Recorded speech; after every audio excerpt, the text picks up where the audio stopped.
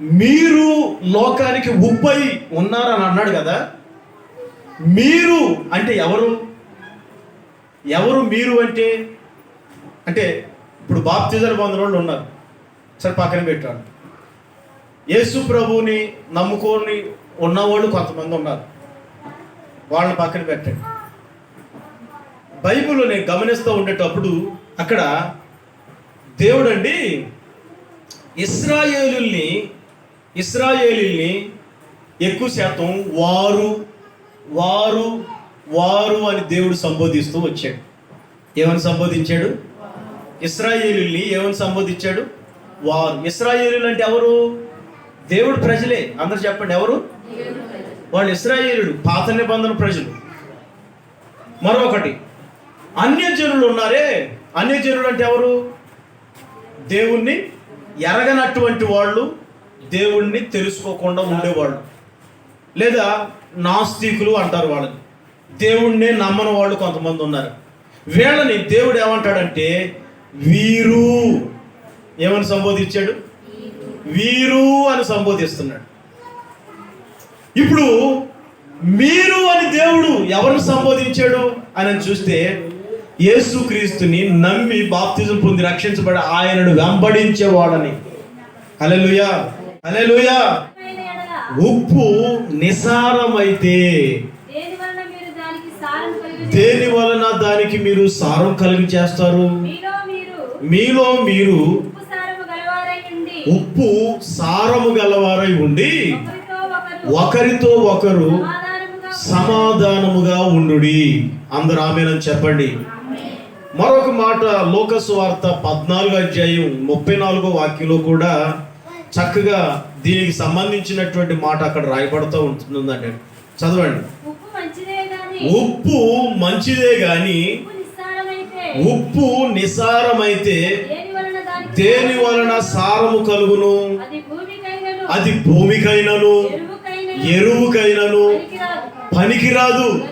కనుక దానిని బయట పారవేయుదురు. వెనుటకు చెవి కలిగిన వాడు వినును గాక అని వారితో చెప్పాను. చూడండి పిల్లరా, ఈ రోజున మనం మరి తర్కించుకుంటున్నటువంటి వాక్యం ఏంటంటే, ఈ రోజున దేవుడు మనతో మాట్లాడాలని ఉద్దేశించినటువంటి వాక్యం ఏంటంటే ఉప్పు. అందరు చెప్పండి. మీలో ఎంతమందికి ఉప్పు అంటే ఏంటో తెలియని వాళ్ళు చేతులు పైకెత్తండి. ఉప్పు తెలియని వాళ్ళు చేతులు పైకెత్తండి. పోనీ ఉప్పు తినని వాళ్ళు ఎవరైనా మీలో ఉంటే చేతులు పైకెత్తండి. పిల్లరా, ఉప్పు అనేది ప్రతి మనిషి తింటాడు. ఉప్పు అనేది ప్రతి మనిషికి తెలుసు. ఉప్పు అందరికీ అవసరమై ఉన్నది. మరొక విషయం ఏంటంటే అండి, మీరు కొనుక్కునే ఆ ఇంటి మరి ఆ వస్తువులలో, ఆ సరుకుల విషయాలలో అన్నిటికంటే తక్కువ ధరతో కూడినటువంటిది ఏదైనా ఉంది అంటే దాని పేరు ఉప్పు. ఉప్పు చాలా తక్కువ ధర, చాలా తక్కువకి అది మనం మరి కొనుక్కోగలుగుతాము. మరి ఇంత అల్పమైనటువంటి ఈ ఉప్పులో దేవుడు మనల్ని ఏం చేస్తున్నాడంటే పోల్చుతూ ఉన్నాడండి. ఏం చేస్తున్నాడు? ఉప్పులో మనల్ని పోలుస్తున్నాడు. ఏమని? మీరు లోకమునకు, అందరు నోళ్ళు తెరిచి చెప్పండి, మీరు లోకమునకు ఉప్పై ఉన్నారు. మీరు లోకానికి ఉప్పు. ఆమేన్. ప్రియులారా, నాకు ఆలోచన వచ్చింది. దేవుడు ఎంతో అల్పమైనది, తక్కువైనది, అందరికీ తెలిసింది. మరి దీంట్లో దేవుడు ఎందుకు పోల్చాడు? మనందరినీ ఒక వజ్రాలలో పోల్చవచ్చు కదా, లేదా ఒక బంగారంలో పోల్చవచ్చు కదా, లేదనుకుంటే మరి ఫలించే చెట్లలో పోల్చవచ్చు కదా. రకరకాలుగా ఉన్నాయి అవకాశాలు. నీవు కొండలాంటి వాడివి, బండలాంటి వాళ్ళు అని చెప్పొచ్చు కదా. ఇవన్నీ ఎందుకు దేవుడు చెప్పలేదు? బైబిల్లో నేను గమనిస్తూ ఉండేటప్పుడు ఇంకా మనం తినే వాటిలో రకరకాలుగా ఉన్నాయండి. పంచదార ఉంది, పంచదార అయి ఉన్నారని చెప్పొచ్చు. తీయగా ఉంటుంది, మీరు తీయగా ఉండాలి అని చెప్పొచ్చు. ఏమండి? మరొకటి చేదు ఉంది, మీరు చేదుగా ఉండాలి. మరి బైబిల్లో చెప్పబడినట్టుగా మీరు చేదు కూరలు తినాలి అని చెప్పొచ్చు. లేదనుకుంటే మీరు పుల్లగా ఉండాలి అని పులుపులో పోల్చవచ్చు. లేదా కారంగా హాట్గా స్పైసీగా ఉండాలని చెప్పొచ్చు. మరి దేవుడు వీటన్నిటిలో మనల్ని ఎందుకు పోల్చలేదు? ఉప్పులో మాత్రమే దేవుడు ఎందుకు మనల్ని ఉద్దేశించి మాట్లాడుతున్నాడు? అసలు ఉప్పు ఏమై ఉన్నది అని ఈ బైబిల్లో మనం గనక పరిశీలించి పరీక్షించి చూస్తూ ఉండేటప్పుడు, ఉప్పు దేనికి సాదృశ్యంగా కనబడుతుందంటే, ఉప్పు దేవుడు మనలోకి పోలుస్తున్నాడండి. అంటే మనం ఉప్పగా, అంటే అనేకులకి మనం ఉప్పు అనేది దేనికి సాదృశ్యంగా ఉందంటే అది రుచికరమైనదిగా కనబడుతుంది. దేనికి కనబడుతుందండి? రుచికరమైనదిగా కనబడుతుంది. అంత మాత్రమే కాదండి, ఉప్పులో నేను మీకు 7 అనుభవాలు చెప్పబోతున్నాను. ఎన్ని అనుభవాలు? ఉప్పులో నుండి మనం నేర్చుకోవాల్సినటువంటి 7 అనుభవాలు నేను మీతో చెప్పబోతున్నాను. ఆ 7 అనుభవాలు మీరు కొద్ది నిమిషాల్లో వినబోతున్నారు. అయితే ఈ ఉప్పును గురించి నేను కొంత ఉపద్ఘాతం మీకు చెప్పాలని ఆశపడుతున్నాను. అదేంటంటే, ఉప్పు అండి ఒక మనిషికి ఆరోగ్యాన్ని కలిగచేస్తుంది. దాన్ని ఇంగ్లీష్ పదంలో చదువుకునే వాళ్ళు సోడియం అని కూడా పిలుస్తారు. సోడియం అంటే ఏంటి? ఉప్పు. సోడియం అంటే ఉప్పు. సోడియం, పొటాషియం ఇవన్నీ కూడా ప్రతి మనిషి బాడీలో, శరీరంలో ఉండాలి. ఈ 2 గనక ఒక మనిషి శరీరంలో లేకపోతే వాళ్ళకి రక్తపోటు జబ్బులు, వాళ్ళకి శరీర బలహీనతలు, నరాలు ఎట్లా ఉంటాయంటే ఒళ్ళంతా ఈ ఉప్పు కానీ పొటాషియం కానీ తీసుకోకపోతే ఆ శరీరంలో సూదులు కూర్చున్నట్లుగా ఉంటుంది, నొప్పులు. ఎలా ఉంటుందండి? మీరు ఎప్పుడైనా గుర్తించాల్సిన ఇవే విషయాలు. నీకు ఒళ్ళంతా సూదులు కూర్చున్నట్టు అయిపోతుంది అని అంటే నీలో పొటాషియం తగ్గింది లేదా సోడియం తగ్గింది. ఇవి మీరు బాగా గుర్తుపట్టాలి. ఇంకా మనం ఆ ఉప్పు వల్ల ప్రయోజనాలు ఏంటి? ఉప్పు లేకపోతే ఈ సోడియం, పొటాషియం మన శరీరంలో, మన బాడీలో లేకపోతే దానివల్ల వచ్చే నష్టాలు ఏంటి చూస్తే, నరాలు చచ్చుబడిపోతాయి, మతిమరుపు ఎక్కువైపోతుంది. ఏమండి? ఇది లేకపోతే ఒక మనిషిలో మతిమరుపు ఎక్కువైపోతుంది. అందుకే ఎక్కువ అవ్వకూడదు, తక్కువ అవ్వకూడదు. ఎక్కువైందనుకోండి బీపీ అంటారు, తక్కువైందనుకోండి మతిమరుపు వచ్చేస్తుంది, నరాలు బలహీనతలు ఎదురవుతాయి, గుండెలో లోపాలు, లేకపోతే నీ శరీరంలో మరి సూదులు కూర్చున్నట్టు ఆ పరిస్థితులు, ఇవన్నీ చోటు చేసుకుంటూ ఉంటాయి. కిడ్నీల్లో ఆసిడిటీ, గ్యాస్, ఇవన్నీ మరి లోపల ఎదురవుతూ ఉంటాయి మనకి. మీరు గుర్తుపెట్టుకోవాల్సింది ఏంటంటే, సోడియంకి సింబల్ ఏంటి? సోడియంకి సింబల్ ఏంటి తెలుసా చదువుకునే బిడ్డలకి? సోడియంకి సింబల్ Na. ఏంటండి? Na. పొటాషియానికి K. Amen, praise the Lord. ఇవన్నీ మనకి ఎందుట్లో దొరుకుతాయి? కెమిస్ట్రీలోనా, ఫిజిక్స్లోనా? ఫిజిక్స్ కెమిస్ట్రీలో, ఫిజిక్స్ కాదు. కెమిస్ట్రీలో ఈ టెస్ట్లన్నీ ఉంటాయి, యాసిడ్లు, ఇవన్నీ కూడా అక్కడ ఉంటాయి అన్నమాట. ఫిజిక్స్లో ఏం దొరుకుతాయి? చెట్లు గురించినటువంటివి దొరుకుతాయి. బయాలజీలో హ్యూమన్ బీయింగ్స్ గురించి తెలుస్తూ ఉంటుంది. మర్చిపోయారు, అప్పుడే చదువుతున్నారు. నేను చదివి ఇంచుమించు 15-18 సంవత్సరాలు అవుతుంది నేను చదివి, చదువు ఆపేసి. మరి మీరు చదువుతూనే ఉన్నారు, చెప్పాలి ఇవన్నీ కూడా. ప్రైజ్ ది లార్డ్, హల్లెలూయా.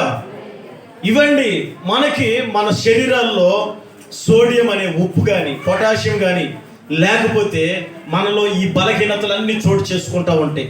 గమనించండి, ఇవన్నీ ఒక ఎత్తు అయితే ఈ ఉప్పులో ఉన్నటువంటి ప్రయోజనాలు, ఈ ఉప్పులో ఉన్నటువంటి అర్థాలు నేను ఈరోజు మీతో చెప్పబోతున్నాను. అందరూ ఒకసారి 2 చేతులు తల్లిలు చెప్పండి, హల్లెలూయా, హల్లెలూయా.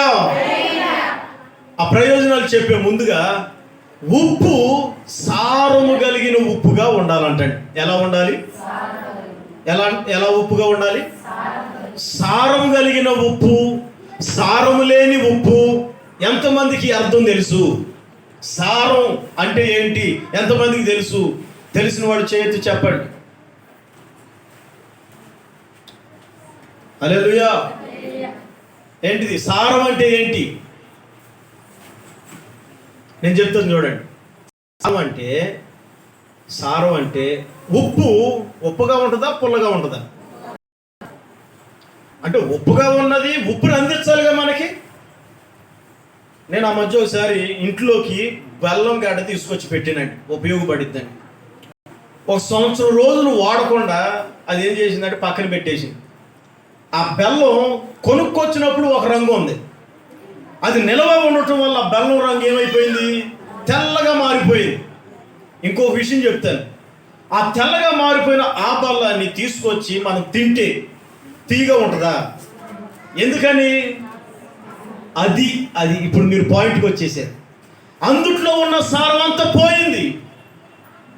ఇప్పుడు ఈ ఉప్పు కనుక సారం లేకపోతే, సారం లేని ఉప్పుని దేనికి ఉపయోగపడతారు?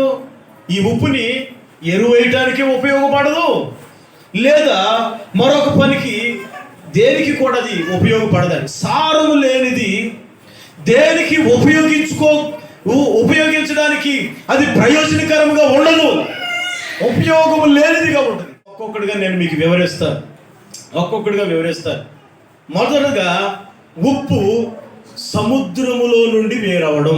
అందరు చెప్పండి, ఎక్కడి నుంచి వేరవుతుందండి? సముద్రంలో ఏముండిద్ది?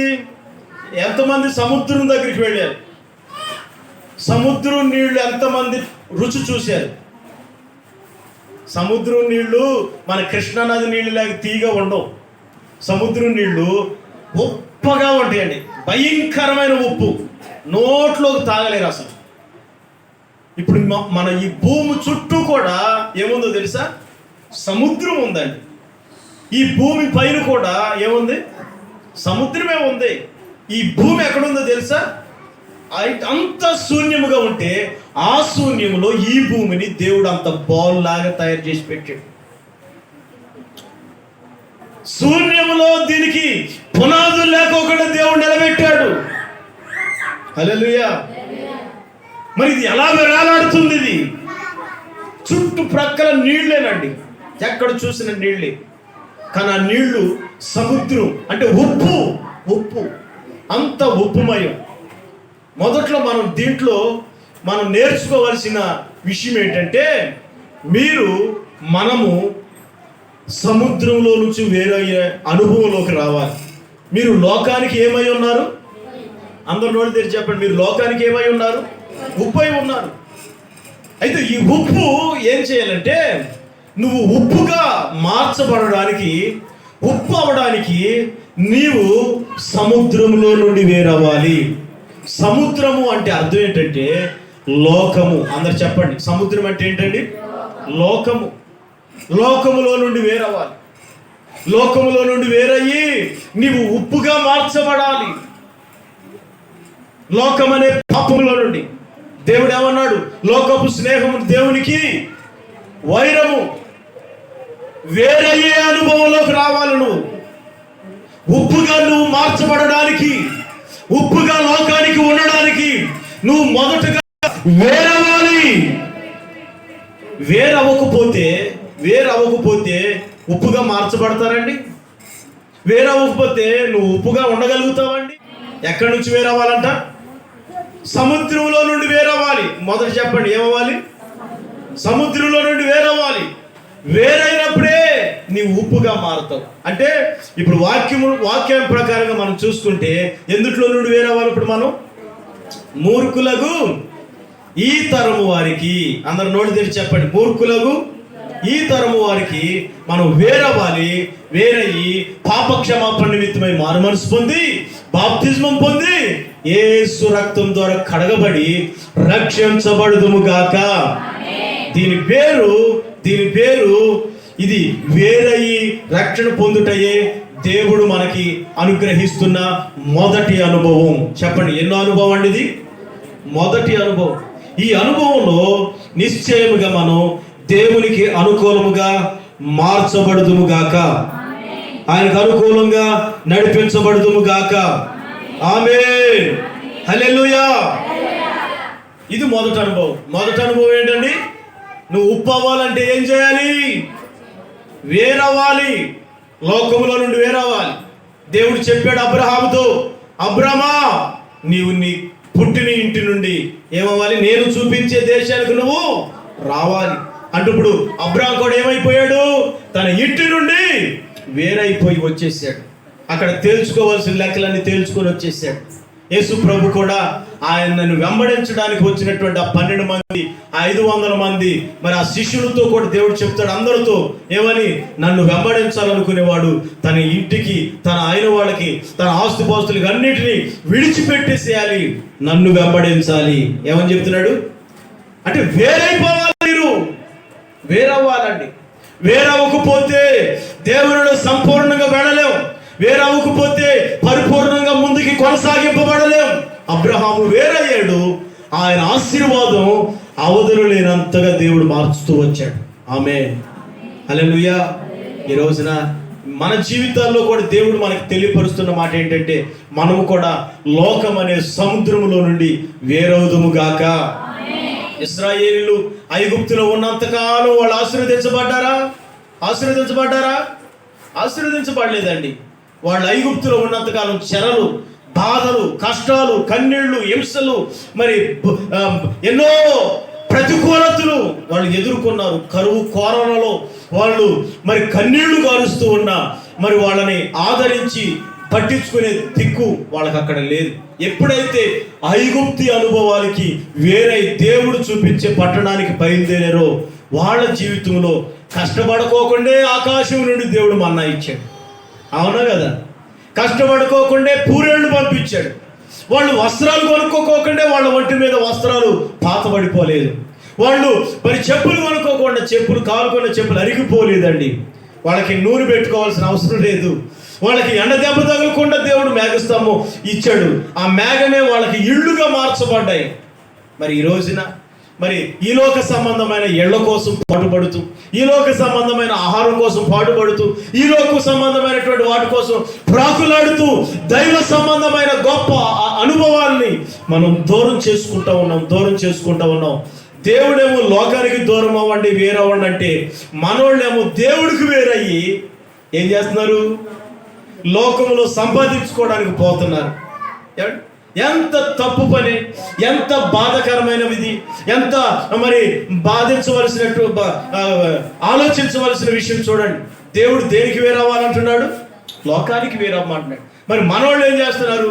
దేవుడికి వేరయ్యి లోకంలోకి వెళ్ళి పాపపూరితమైనది, క్షణికమైన వాటిని సంపాదించుకుంటున్నారు. అదేమనంటే మాకు ఎవరు పెడతారు అంటున్నారు, మాకు తెచ్చిపెట్టే వాళ్ళు ఎవరు ఉంటున్నారు అంటారు. ఒకరోజు దేవుడి మందిరంలో గడిపి ఆయన ఆరాధించుకోవటం వల్ల 1,00,000 రూపాయలు, 1,000 రూపాయలు నువ్వు నష్టపోతున్నావా? ఏమండి, ఆ రోజులు కష్టపడుకున్నది నీకు చాలదా? దేవుడు వాక్యానికి విరుద్ధం, దేవుడు చెప్పిన దానికి మరి వ్యతిరేకంగా మరి తాముగా మరి దేవుడికి వేరై వెళ్ళిపోతున్నారు. దేవుడు దానికి తగిన ఆలోచన ఆయనే చూసుకొనును గాక.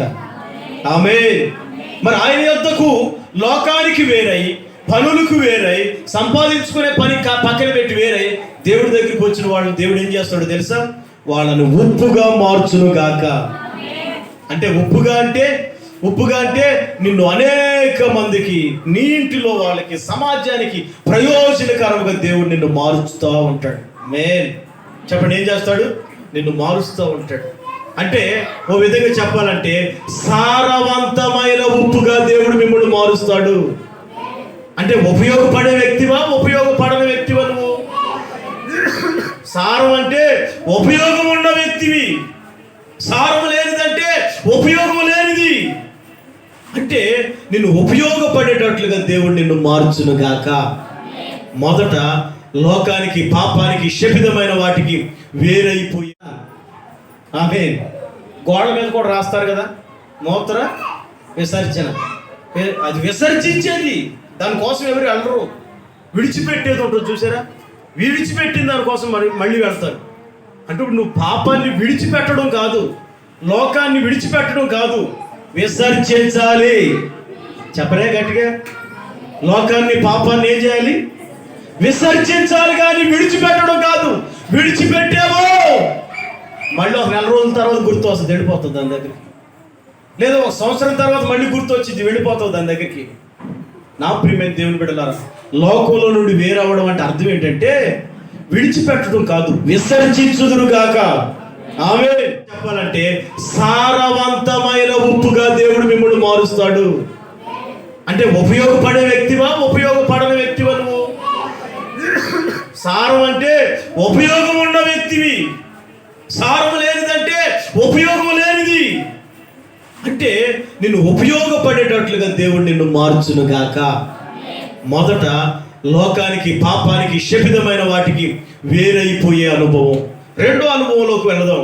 చూడండి, మన బైబిల్లో రాయబడుతున్నటువంటి రెండో అనుభవం ఏంటంటే మీతో చెప్పాలనుకున్న రుచికరమైనది.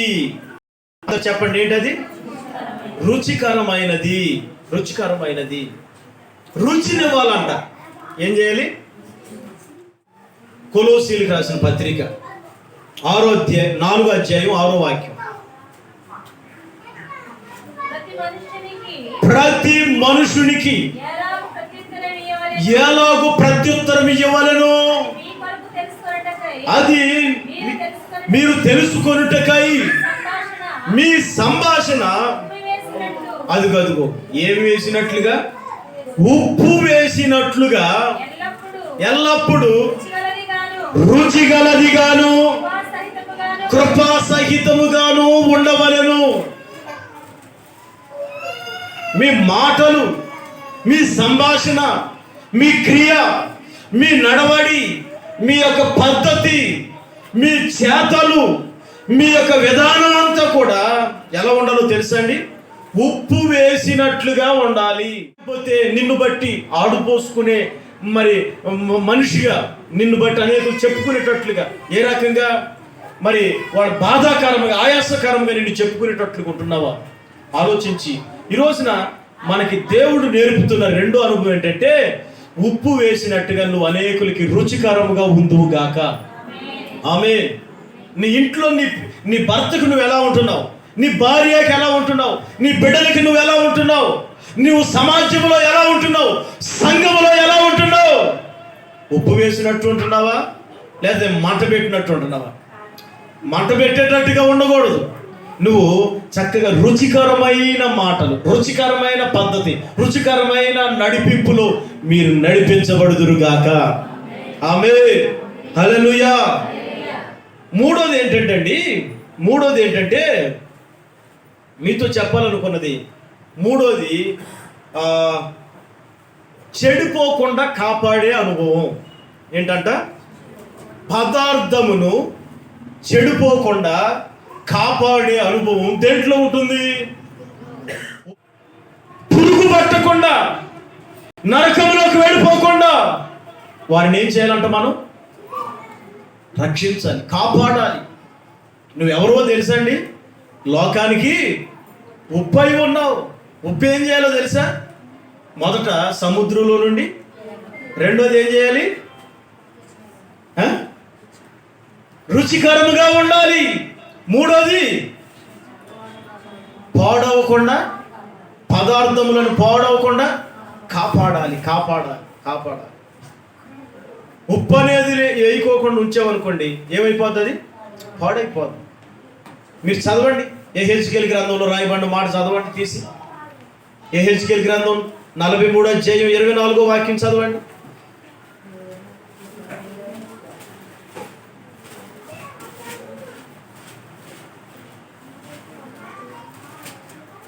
త్వరగా చదవండి. 24. యెహోవా సన్నిధికి వాటిని తేగా యాజకులు వాటి మీద ఉప్పు చల్లి దహన బలిగా యెహోవాకు అర్పించవలెను.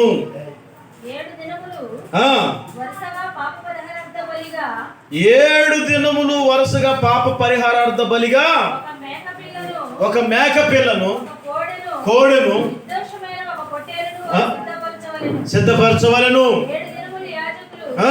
బలిపీఠమునకు ప్రాయశ్చిత్తము చేయుచు దాన్ని పవిత్రపరచుచు పరిశుభ్రపరచు ప్రతిష్ఠించుచు నుండవలెను. ఆ దినములు తీరిన తరువాత ఆ 8వ దినమున ఆ మొదలుకొని యాజకులు బలిపీఠము మీద ఆ.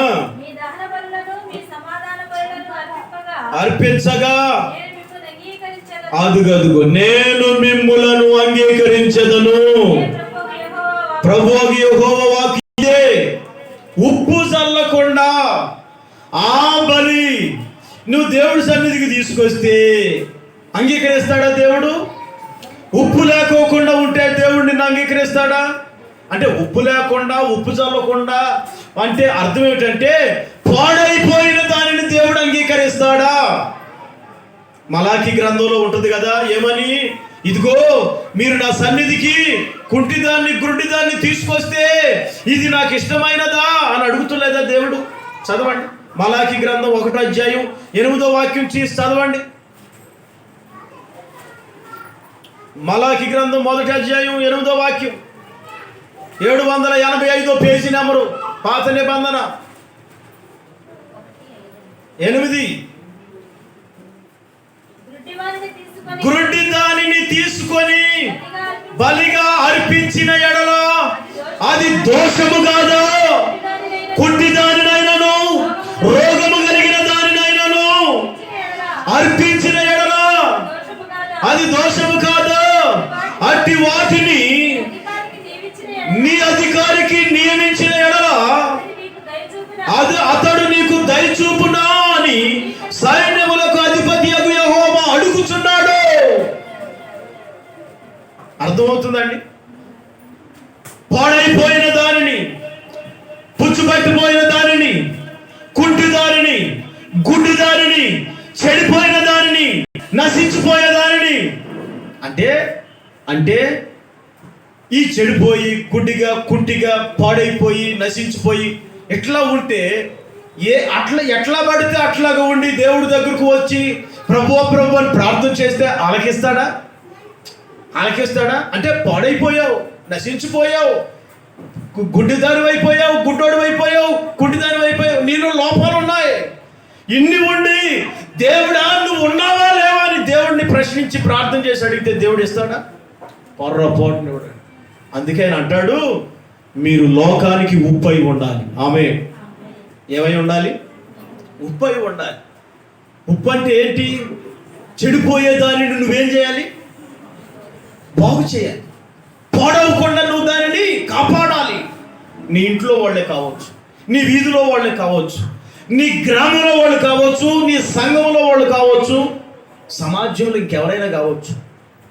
మా ఊరు వాళ్ళే నేను రక్షిస్తా, మా ఇంట్లో వాళ్ళకే నేను రక్షించుకుంటా అంటే సరిపోద్దా? భూమిలో మనిషి అనబడే ప్రతి ఒక్కరిని రక్షించవలసిన బాధ్యత, సువార్త చెప్పి ప్రభువులోకి నడిపించవలసిన బాధ్యత అందరికీ ఉందండి. ఆమె మొదట వేరవడం, రెండోది రుచికరముగా ఉండడం, మూడోది పాడవకుండా నశించిపోయే దానిని మనం కాపాడాలి. ఎవరు మనం? లోకానికి ఉప్పై ఉన్నాం. నాలుగోది ఏంటంటే వేరైనటువంటి ఉప్పు సముద్రమేమో మురుగ్గా ఉంటుంది, రకరకాలుగా ఉంటుంది. వేరైన ఈ ఉప్పు ఎలా మారిద్దో తెలుసా అండి? తెల్లగా మారిపోతుందండి. ఈ తెల్లగా మారిన ఉప్పుకి పేరు పెట్టారు. ఒకళ్ళేమో టాటా ఉప్పు అని, మరొకళ్ళేమో ఆశీర్వాదపు ఉప్పు అని, మరొకళ్ళేమో కిసాన్ ఉప్పు అని, రకరకాలుగా పేర్లు పెట్టారండి. ఈ మధ్య టీవీలో ఒక యాడ్ వస్తుంది, పేస్ట్ ఒకటి పట్టుకొని మీ కోల్గేట్లో ఉప్పు ఉందా అంటున్నారు. విన్నారు? చూసారది? మీ కోల్గేట్లో ఉప్పు ఉందా అని అడుగుతున్నారు. ఉప్పు లేకపోతే పళ్ళు ఏమైపోతున్నాయి? పళ్ళు డ్యామేజ్ అయిపోతున్నాయి. అందుకే ఉప్పున్న పేస్ట్నే మీరు వాడండి అంటున్నారు. ప్రజలు కొంతమంది పళ్ళు తోముకోవడానికి ఆ మధ్యలో బొగ్గు వాడేవాడు, పళ్ళ పళ్ళు వాడేది. కొంతమంది వాడేవాడు తెలుసా, ఉప్పు వాడుతున్నారండి. ఉప్పు పెట్టి పొళ్ళు రుద్దుకుంటే నిగనిగలాడిపోతాం. ప్రజలో ఉప్పు నిమ్మకాయ పెట్టి రుద్దుతారు పళ్ళు, భయంకరమైన తెలుపు వచ్చేసింది. దేవుడు స్తోత్రం. అంటే ఇప్పుడు సముద్రంలో నుండి వేరైన ఉప్పు. 4వ అనుభవం ఏంటంటే తెల్లని అనుభవం. అందరు చెప్పండి, ఏ అనుభవం? తెల్లగా మారింది. నీళ్లు మురుగ్గా ఉన్నాయని ఉప్పు మురుగ్గా ఉందండి? లేదండి. నీళ్లు మురుగు అవ్వడం వల్ల ఉప్పు మురుగ్గా లేదు. నీళ్లలో నుంచి వేరైన ఈ ఉప్పు తెల్లగా మార్చబడిపోయింది. తెల్లని అనుభవం దేనికి సాదృశ్యం? పరిశుద్ధతకు సాదృశ్యం. 7:14 ప్రకటన. అందుకు నేను అయ్యా నీకే తెలియను అనగా అతడు నాతో ఇలాగూ చెప్పెను, వీరు మహాశ్రమల నుండి వచ్చిన వారు. ఎక్కడి నుండి వచ్చారంటే వీళ్ళు మహాశ్రమలు అంటే మహాసముద్రంలో నుండి వచ్చిన వాళ్ళం. మనం సముద్రంలో ఏముంటాయో తెలుసా అండి? భయంకరమైనవి ఉంటాయి. సముద్రంలో రకరకాలు ఉంటాయి. సముద్రం అంటే ఏంటి? లోకం, పాడైపోయిన లోకం. అది చిన్నది కాదండి, అది మహాభయంకరమైన లోకం. అట్లాంటి మహాభయంకరమైన దానిలో నుంచి వేరయ్యి వీళ్ళు వచ్చిన వాళ్ళు, శ్రమలలో నుండి వచ్చిన వాళ్ళు. మహాశ్రమలు. శ్రమలు అంటే సముద్రం అనేది ఒక పాపపూరితమైంది అనుకోండి. ఇక్కడ ప్రకటన గ్రంథంలో చెప్పబడే శ్రమలు ఆ శ్రమలు కాదు ఇవి. ఇప్పుడు మనమందరం శ్రమలు అనుభవిస్తున్నాం. రానున్న కాలంలో మహాశ్రమలు మనకు రాబోతున్నాయి. ఆ మహాశ్రమలకు మనం తట్టుకోవాలి. నా ప్రియమైన దేవుని బిడ్డలారా, ఈ రోజున యేసు రక్తం ద్వారా కడగబడి రక్షించబడిన మీకు శ్రమలు ఎదురవుతున్నాయేమో. శ్రమలు ఎదురవుతున్నాయని కంగారు పడమాకు, కలవరపడమాకు. దేవుని వాక్యం పేతురు రాసిన పత్రికలో, హెబ్రీయులకు రాసిన పత్రికలో, ప్రకటన గ్రంథంలో రాయబడుతున్న మాటలు ఏమిటంటే ఈ శ్రమలు కొంచెము కాలమే నీకు ఉంటాయి. ఎంతకాలం ఉంటాయంట? కొంచెము కాలమే. కొంచెము కాలము నీవు శ్రమ పడిన పిమ్మట నిన్ను దేవుడు పరిపూర్ణతలోనికి నడిపిస్తాడు. ఎంతకాలం శ్రమ పడాలి? శ్రమలకు భయపడబా, కలవరపడబా. ప్రసంగి గ్రంథంలో రాయబడుతున్న మాట ఏంటంటే ఒక శ్రమ వెనకమాల ఒక సుఖం దేవుడు దాచిపెట్టి ఉంచాడు. నీ కన్నీళ్లు వెనకాల దేవుడు ఒక ఆనందాన్ని దాచిపెట్టి ఉంచాడు. ప్రతి దానికి ఒక్కొక్క సమయం ఉందండి, ఒక్కొక్క సమయం. ఇప్పుడు మీరు శ్రమ పడుతున్నారా? దేవుడు మీకు తర్వాత శ్రమల్లో నుంచి విడుదల ముందు ఉంచాడు. తొందరపడబాక. ఇవన్నీ శ్రమలే. ఇక్కడ రాయబడుతున్న మాట ఏంటంటే మహాశ్రమలు, తట్టుకోలేని శ్రమలు, భరించలేని శ్రమలు ఇంకా ముందున్నాయి మనకి.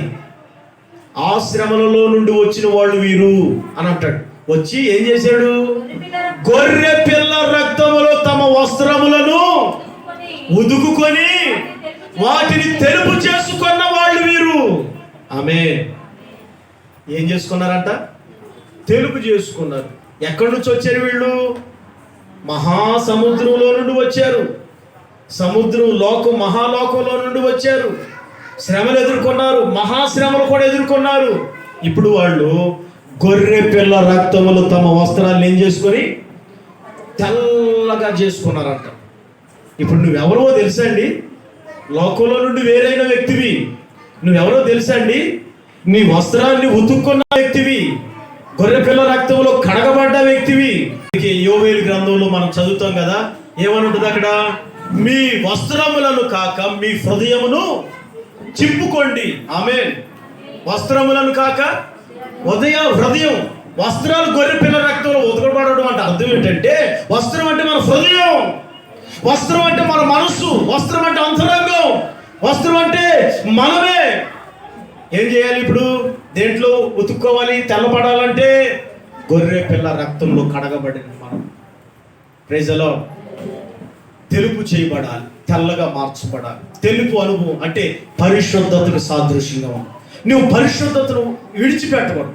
అంటే దానికి అర్థం ఏంటంటే, అమెరికా పోయినా ఆఫ్రికా పోయినా అంటే అర్థం ఏంటంటే, నువ్వు సొంత ఊరిలో ఉన్న పరాయి ఊరు పోయినా, ఏమండి, ఇంకొక చోటకు పోయినా ఇక్కడ నువ్వు నేర్చుకున్న పరిశుద్ధత, ఇక్కడ కలిగి ఉన్న పరిశుద్ధత, ఎక్కడికి వెళ్ళినా ఒకే పరిశుద్ధత కలిగి ఉండాలి. ఈ ఊరంటే మా ఊరు, చుట్టుపక్కల మాకు తెలిసిన వాళ్ళు, ఫ్రెండ్స్, బంధువులు అందరు ఉన్నారు, అందరు చూస్తూ నాలుగు మాట్లాడతారు. ఇప్పుడు నువ్వు పరాయి ఊరు వెళ్ళిపోయాక ఎవరు కనపడవు అంటే ఏంటి? కనపడవు కదా అని చెప్పి పరిశుద్ధతను విడిచిపెడతావా? విడిచిపెడితే ఏమవుతుంది? సారం పోయింది. ఇవ్వవలసిన సారాన్ని ఇవ్వకపోతే నీ జీవితం ఏమైపోతుందో తెలుసా అండి? అది ముగింపులో చెప్తా. ఇవ్వవలసిన సారం, నువ్వు ఉప్పు అయి ఉన్నప్పుడు ఉప్పు సారాన్ని ఇవ్వకపోతే దాని బ్రతికేమైందో ముగింపులో చెప్తా. దేవుడు స్తోత్ర, హల్లెలూయా. ఇప్పుడు 4 పాయింట్లే, 5వ పాయింట్ కూడా చెప్తా. ఇంకెన్ని ఉన్నాయి? 5, 6, 7, 3 ఉన్నాయి. టకటక చెప్పేస్తారు. 3 ఉన్నాయి. తెలుపు అనుభవం 4వది. 5వది ఏంటంటే ప్రియులారా, అక్కడ రాయబడి నేను రాసుకున్న మాట ఏంటంటే కరిగిపోయే అనుభవం.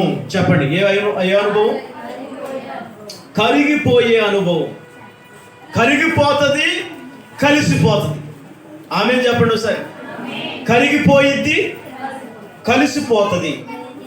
మరొకటి కరిగిపోయే అనుభవం, తనను తానుగా కరిగిపోతుంది. యేసు ప్రభు కల్వరి శిలువలో ఏమైపోయాడు? కరిగిపోయాడా? ఏమైనా దాచుకున్నాడా? ఆఖరి బొట్టు రక్తం కూడా యేసు ప్రభులో నుండి కారిపోయిందండి. ఆయనకి శరీరంలో రక్తం లేదు. ఇంకా వాళ్ళు తీసుకొని ఒక బల్లు తీసుకొని పక్కలో పొడిస్తే, ఆయన ప్రక్కన పొడిస్తే ఆయన శరీరంలో నుంచి ఇక రక్తం రావట్లేదండి, నీళ్లు వస్తున్నాయి. ఆయన ఆఖరి బొట్టు రక్తము కూడా మన కొరకు కాల్చి వేసేసాడు, కరిగిపోయాడు. సహోదరులు ఐక్యత కలిగి ఉంటాయి, ఎంత మేలు, ఎంత మనోహరము. అది తల మీద పోయబడి అహరోను గడ్డము మీదుగా కారి అది అంగి అంచుల వరకు దిగజారిన పైరిమళ తైలము వలె ఉండును. అందరూ ఆమేన్ చెప్పండి, హల్లెలూయా చెప్పండి, హల్లెలూయా. సహవాసం, ఐక్యత, కలుపుకునే అనుభవం అది ఎలా ఉంటుందో తెలుసా అండి? మనోహరముగా కలిసిపోయే అనుభవం. మీకు ఇందాకే చెప్పాను కదా, నీగ్రో వాళ్ళ దగ్గర ఉండనంటదా, పేదవాళ్ళ దగ్గర ఉండనంటదా, అందరితో, అమెరికా వాళ్ళ దగ్గర అందరితో కలిసి ఉంటుంది. నువ్వు వేసిన కూర వంటకులో కూడా అది కలవపోయినా నువ్వే కలుపుతావు బలవంతంగా. అంటే కలిసిపోవటం అంటే దేవుని నామం పేరట అందరినీ కలుపుకట్టుగా ఒక త్రాడు మీదకి నడిపించాలి. ఏంటది? ఒక సహవాసానికి నడిపించాలి. దైవ సంబంధమైన బంధానికి అలవర్చడం అనేకుల్ని మనం కలుపుకోవాలి. ఏం చేయాలి? ఏదో ఒక రూపంలో కలుపుకోవాలి. Praise the Lord. నిలబడాలి. ఈ రోజుల్లో చాలా మంది చేసే పని ఏంటంటే, నేను చేశా, నేను ఇచ్చా, నేను కాబట్టి చేయగలి, లేకపోతే ఇంకోళ్ళు అయితే చేస్తారా? నేను ఇచ్చా పలానా పేరుతో 3 రెక్కల మీద రాసి పెట్టేస్తారు. అంటే ఎవరు కనపడాలి? ఇప్పుడు ఆ ఫ్యాన్ ఇచ్చావు, ఎవరికి ఇచ్చావు? అంటే ఆ ఫ్యాను ఎందుకు తీసుకొచ్చావు? నీ పేరు చూపించుకోవడానికా? మరి దేవుడికి ఇచ్చేదైతే దేవుడి పేరు కదా కనపడాలి, నీ పేరు ఎందుకు అక్కడ? దేవుడు వస్తువులైతే దేవుడి పేరు రాయాలి, అవునా? నీది కానప్పుడు నీ పేరు ఎందుకు? మరి అది కొన్ని కానుక ఇచ్చారనుకో, ఎంత ఇచ్చా, ఎంత చూసా, ఎంత చేసా అంటే ఏంటి దానికి అర్థం? ఇచ్చా అంటే ఎవరికి ఇచ్చావు? అప్పుడు అంటే మీద కరిగిపోయిన తర్వాత ఏమైంది? కరగకు మునుపది కనబడింది. కనబడినంత సేపు దాని విలువ తెలియదు, అది కరిగిన తర్వాత దాని విలువ తెలిసి వస్తుంది. చూడండి, అక్కడ కరిగిపోయిన తర్వాత దాని విలువ తెలిసి వస్తుంది. యెషయా గ్రంథంలో 6వ అధ్యాయంలో మందసం ఉందండి. మందసం మీద కెరూబులు 2 ఉన్నాయి. 2 కెరూబులు అంటే అర్థం ఏంటంటే దేవుని దూతలు. ఆ మందసం మీద కుడి వైపున ఒకళ్ళు, ఎడమ వైపున ఒకళ్ళు ఉంటారు. ఆ మందసం మీద ఉన్నటువంటి ఈ దూతలు ఏం చేస్తాయంటే ఒక్కొక్క కెరూబుకి ఒక్కొక్క దూతకి 6 రెక్కలు ఉంటే ఒక 2 రెక్కలతోనేమో కాళ్ళు, 2 రెక్కలతోనేమో చేతులు, 2 రెక్కలతోనేమో ముఖం కప్పుకుంటాయండి. అర్థమైంది నేను చెప్పిన మాట? 2 రెక్కలతో ఏం కప్పుకుంటున్నాయి? 2 రెక్కలతో ముఖం కప్పుకుంటున్నాయి. ఎందుకు ఇవి ఇట్లా చేస్తున్నాయంటే మేము కనబడకూడదు అంటే. ఆ 2 దూతల మధ్యలో ఏముందో తెలుసా? కరుణాపీఠం. యేసుక్రీస్తు అక్కడ ఉన్నాడండి. ఆ 2 కెరూబుల మధ్యలో ఎవరున్నారు? యేసుక్రీస్తు ఉన్నారు. ఆ యేసుక్రీస్తు పక్కన కెరూబు, సెరాపు ఉన్నారు. ఈ 2 దూతలు ఏం చేస్తున్నాయంటే తమ రెక్కలతో అవి కప్పుకుంటున్నాయి. కప్పుకొని ఎందుకుంటున్నాయి అంటే అర్థం ఏంటంటే మేము కనబడకూడదు. ఎవరు కనపడాలి? ఆ ఉప్పుని ఏం చేస్తారు? బయట పడేసి కాళ్ళతో త్రొక్కుతారు. అంటే సారు లేని ఉప్పు ఏమైందో తెలుసా అండి? ఉపయోగపడని జీవితం. అక్కడ దేవుడు సొదొమ కుమార్ పట్టణాన్ని తగలబెడుతున్నాడు. అక్కడ తగలబెడతా ఉంటుంటే అక్కడ లోతు భార్య ఏం చేసిందంటే మీరు వెనక చూడకూడదు, పరిగెత్తన్నట్టు అగ్ని వెనక మన కాల్చుకుంటూ వచ్చేస్తుందని చెప్తే లోతు భార్య చూడొద్దని దేవుడు చెప్పాడు కదా, ఆ విడిచిపెట్టవలసిన లోకాన్ని విడిచిపెట్టమని దేవుడు చెప్పాడు కదా, నువ్వు వెళ్ళిపో నేను చెప్పిన చోటికి అని పంపించేస్తే అక్కడ పరిగెత్తుకోకుండా, అది విడిచిపెట్టుకోకుండా నా డబ్బు, నా సంపద దాచిపెట్టుకున్నదంతా ఏమైపోతుందో, ఎట్లా కాలిపోతుందని తిరిగి వెనక్కి చూసింది. మీ డబ్బు ఎక్కడ ఉంటుందో మీ మనసు అంతా కూడా దయచేసి నేను చెప్తున్నాను, దాచుకోవద్దు. దేవుడికి ఇవ్వండి, ఆశీర్వదిస్తాడు. ఖర్చు పెట్టడానికి ఇష్టపడండి, హృదయపూర్వకంగా ఖర్చు పెట్టండి. ఎంత ఖర్చు పెడితే అంత ఆశీర్వాదం నాకు ఉంటుందని ఇష్టపూర్వకంగా ఖర్చు పెట్టండి. దాచిపెట్టుకుంటే ఏమో దాచిపెట్టుకున్న దానికోసం వెనక్కి తిరిగి చూసిందండి. వెంటనే ఏమైందో తెలుసా? ఉప్పు స్తంభం అయిపోయింది. ఈ రోజుకి మనం ఆ పట్టణం వెళ్ళి చూస్తే అక్కడ ఒక పెద్ద ఉప్పు స్తంభం కనబడింది. చూసిన వాళ్ళందరూ ఏం చెప్పుకుంటారంటే ఏమో లోతు భార్య అని చెప్పుకుంటారు. Praise the Lord. Hallelujah, hallelujah. నా ప్రియమైన దేవుని బిడ్డలారా, ఎరుకో పట్టణం అయితే బాగానే ఉంది. పట్టణం చూడటానికైతే అందంగానే ఉంది. ఎలీషా అక్కడికి వెళ్ళి నీళ్లు తాగుదామనేటప్పటికే ఆయన దగ్గర ఉన్న శిష్యులు ఏమంటారంటే, బోధకుడా, దైవజనుడా, ఊరు మంచిదే కానీ నీళ్లు మాత్రం పాడైపోయినాయి, చెడిపోయినవి. అప్పుడు ఆయన ఏమంటాడంటే ఒక క్రొత్త పాత్రలో ఒక ఉప్పు వేసుకొని తీసుకురండి. ఏ పాత్రలో? కొత్త పాత్రలో ఉప్పు వేసుకొని తీసుకురండి. చెడిపోయిన దాన్ని నేను బాగు చేయాలి, ప్రార్థన చేస్తాను అని చెప్తే వాళ్ళు కొత్త పాత్ర తెచ్చారు. అంటే ఇప్పుడు కొత్త పాత్ర అని ఎందుకు చెప్పారు? పాత పాత్ర కూడా ఉందని అర్థం. కొత్త పాత్ర, పాత పాత్ర అంటే అర్థం ఏంటంటే కొత్త అంటే కొత్త నిబంధన, పాత అంటే పాత నిబంధన. అందుకే దైవజనుడు ఏం చెప్పాడంటే కొత్త పాత్రే కావాలి. కొంతమందికి కొన్ని చెప్పినప్పుడు చెప్పినట్టు చేయరు. ఎడ్డేమంటే తెడ్డేమంటారు. కొంతమంది బుద్ధి అది. ఈ తెడ్డేమనే వాళ్ళు అట్టే పోతారు. కొత్తది అన్నప్పుడు కొత్తదే చేయాలి. మారావు, ఇక నీ జీవితం అంతా మారింది, ప్రభు రక్షించాలంటే మారినట్టే ఉండాలి. నువ్వు ఇక ఉప్పు అన్నప్పుడు ఉప్పులాగే ఉండాలి. అంటే అనేకులకి ఆశీర్వాదకరంగా, ప్రయోజనకరంగా.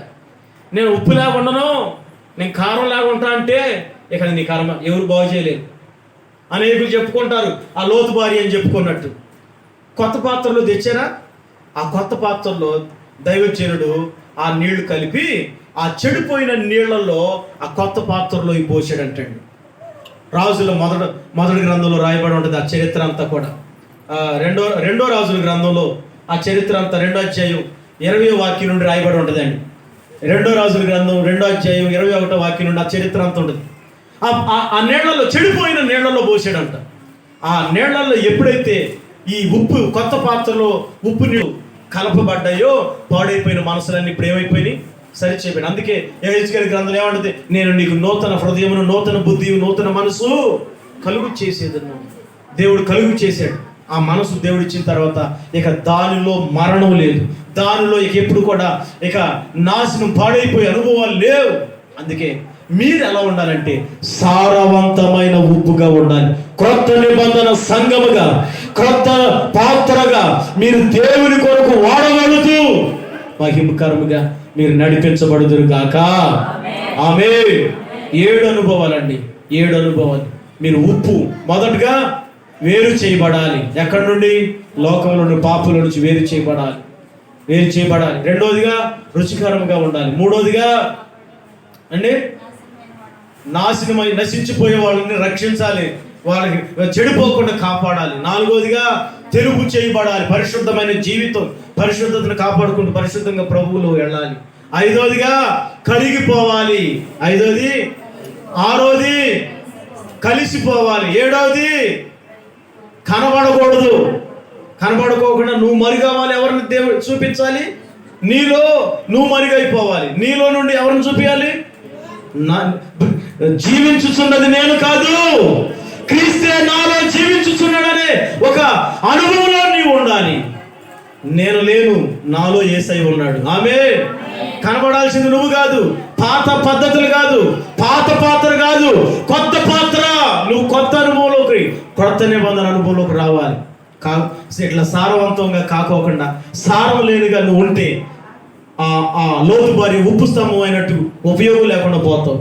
లేకపోతే సారం లేకుండా ఉంటే సౌలు గనక మరి తన కత్తుతో తాను చనిపోయాడు, అభిషేకం పొందాడు, చనిపోయాడు, ఉపయోగం లేదు. అది అభిషేకించబడిన దావీదు దేవుడికి ఉపయోగకరంగా ఉన్నాడు. అలాగే మరి సొలొమోను ఎట్లా అయిపోయాడు చూసారా? సొలొమోను ఎంతో గొప్ప మందిరం కట్టాడు, మంచి ఆ దర్శనం పొందాడు, బుద్ధి వివేచనలు పొందాడు. కానీ 1000 మంది భార్యలకి లోనై భార్యలు చెప్పిన మాట విని విగ్రహాలకు మొక్కి దారుణమైన మరణానికి వెళ్ళిపోయాడు. సంసోను జీవితం కూడా భయంకరమైన ఆ మరణావస్థకు వెళ్ళిపోయాడు. నా ప్రియమైన దేవుని బిడ్డలారా, హాగరు జీవితంలో నాశనం కలిగినట్లుగానే ఇట్లా మరి నువ్వు సరైన సారవంతమైన ఉప్పుగా లేకపోతే ఎట్లా అంతరించిపోతావు, మరణం సంభవించి మరణానికి ఆహుతైపోతావు. సారము కలిగి ఉంటే నీలో ఇక మరణం ఉండకుండును గాక. ఇక దీనిని త్రాగువాడు ఎవడో కొడక మరణించడు. దప్పిక పేరే నీ జీవితానికి సాదృశ్యంగా ఉంది.